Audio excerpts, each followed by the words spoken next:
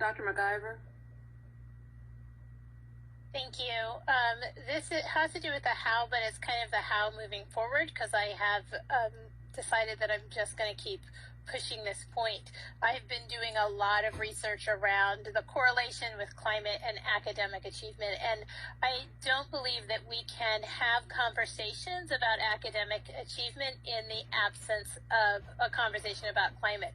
This is a lot of the research that I have been going through, and it's all across the board says the same thing. And I just want to read one quote from one of these journal studies.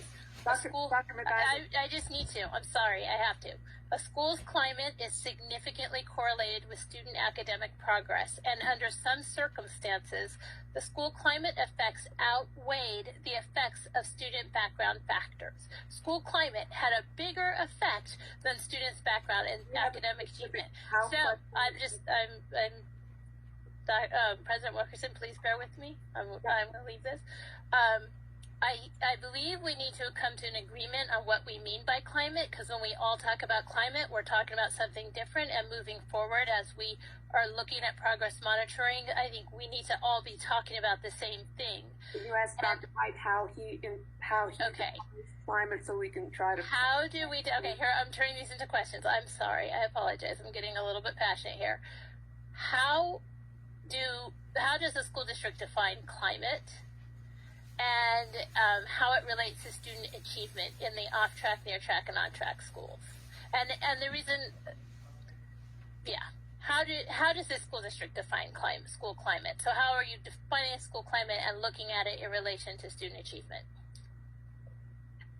Yeah, so we define, so they're climate pieces that we have on our surveys. And so we define climate as all of those supports and actions and activities that young people engage in that become a part of their educational experience. And so it's all of those things outside of like their work. I mean, their comprehensive schoolwork. So when we look at climate, we are focused on like building on the recommendations that we've used in the past, and really looking at like those tier 1 resources that we think are extremely important. So climate, we define as having high expectations for all students, and the belief that all students can access tier 1 instruction. And we believe that that can happen regardless of where children attend schools. So that's how we define climate. And that's what you would propose to implement in all schools in order to, and that's part of your plan moving forward, right? Yeah, I think yes, that's part of the plan moving forward. It's like evidence-based tier 1 climate programming as part of a comprehensive MTSS framework, and really focusing on ensuring leadership and staff buy-in about the effectiveness of the well-implemented tier 1 approaches.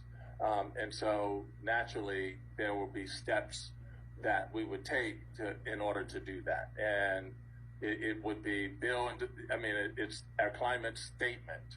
It's develop buy-in on the importance of effective and strong tier 1 programming. It's identifying appropriate tier 1 climate programs in the school improvement planning process, right? So, and then implementing through differentiated training or coaching from specialized program offices and staff.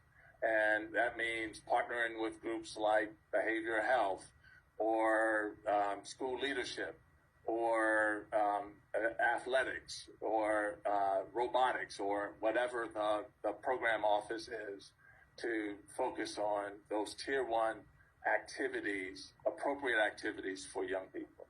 Ms. Danzig? Okay. President Wilkerson, we have 15 minutes. Okay, Ms. Dan.